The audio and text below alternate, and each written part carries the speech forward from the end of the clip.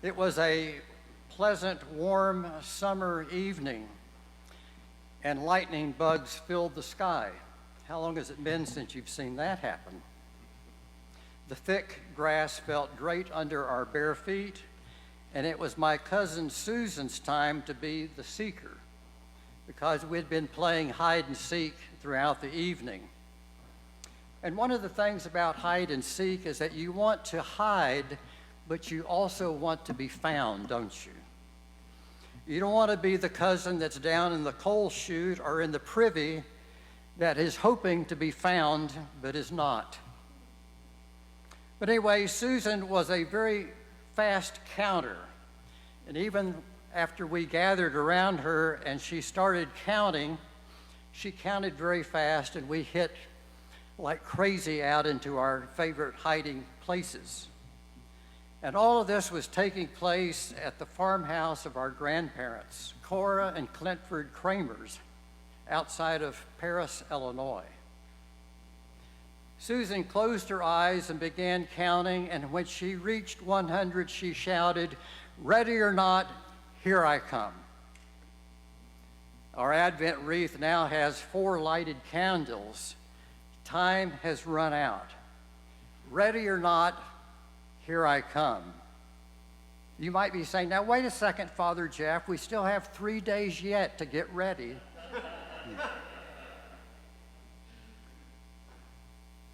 Well, ready or not, here he comes. Can you remember that moment, that event, that person that made you aware that the indecisive time was gone and that you were ready? That primary moment when you turned from not to ready. Amazingly enough for me, it was caused by a box of chocolate-covered cherries and a little orphaned boy about 70 years ago. Maplewood Methodist Church, the church that I grew up in, had a long-standing relationship with a black orphanage called Sager Brown. It was down in Baldwin, Louisiana. Tommy will know exactly where that is. And it's on Bayou Teche. And the plantation that was given as the orphanage had belonged to John Baldwin. And right after the Civil War, he gave one of his plantations to be used as an orphanage and as a school for many of the children who were orphaned after the Civil War, black children. And it was a place where my church and the Methodist Church in Louisiana had taken on as a primary source of outreach.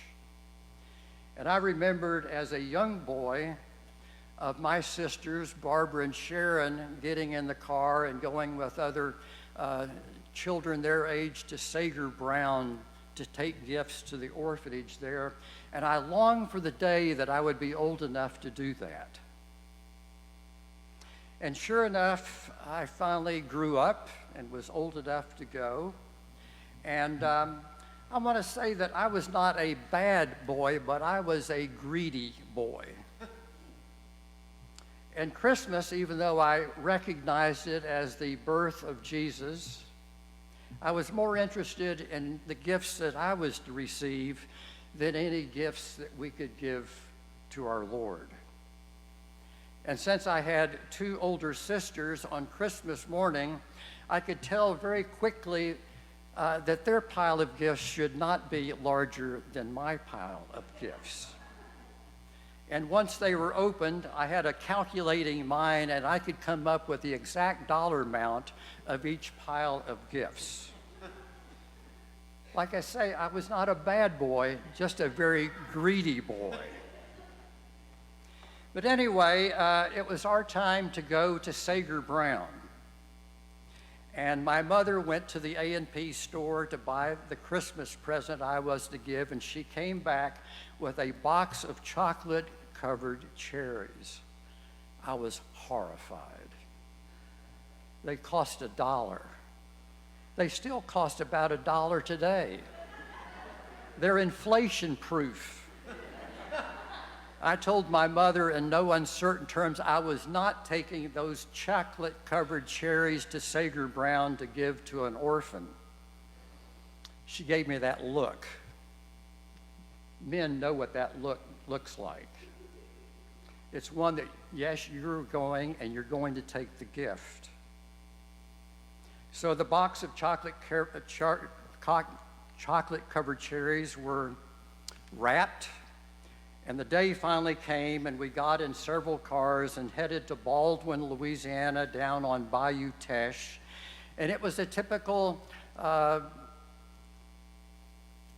in South Louisiana, muggy, foggy, dreary, and down we went, down in South Louisiana, all these moss-covered trees, and we finally arrived at this mansion. I've never seen a house so big in my life. And we pulled in there, and we got out, and I have to admit, I was a little nervous. I'd never been around orphans before.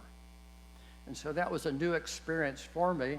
But I saw the Christmas tree in the parlor, and I immediately ran in, and I shoved my gift as deep under that Christmas tree as possible.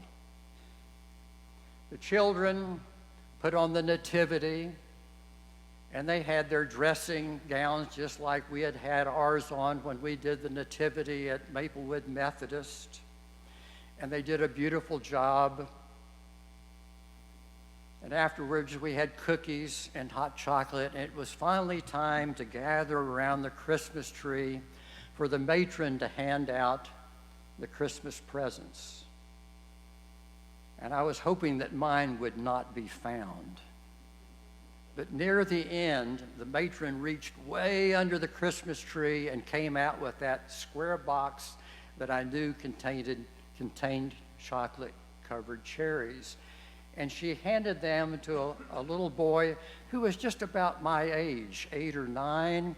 And he was through those wrappings and through the cellophane and into the box, lickety-split, and he had a chocolate in his hand, a chocolate-covered cherry, and he put it in his mouth, and his face lit up like I'd never seen in my entire life, with joy. He was absolutely enthralled with the gift that he had received. You see, deep inside me, I realized that I was not ready, and that little boy definitely was. Driving back from Sager Brown Orphanage, I sat in the back seat of a 4-holed Buick, and I was ashamed of myself all the way back home. And that night, I cried myself to sleep. I realized that I was not ready to greet Jesus on his birthday, much less to greet him at his coming again. And I vowed myself that I would become ready, and I'm still making progress on doing that. When I told my parents that I was going to become an Episcopalian, my mother had only one question for me. She said, "Jeff, do Episcopalians believe in the second coming of Jesus to judge the living and the dead?" And I told my mother, yes, Episcopalians do believe in the second coming. But over the years, I have wondered, do we live it with expectation? Do we live it with anticipation of the knock on the door, with our lamps filled with oil, and that we're ready with our hand on the door to greet him when he comes? Do we live it with expectation? 96, 97, 98, 99, 100, ready or not, he is coming.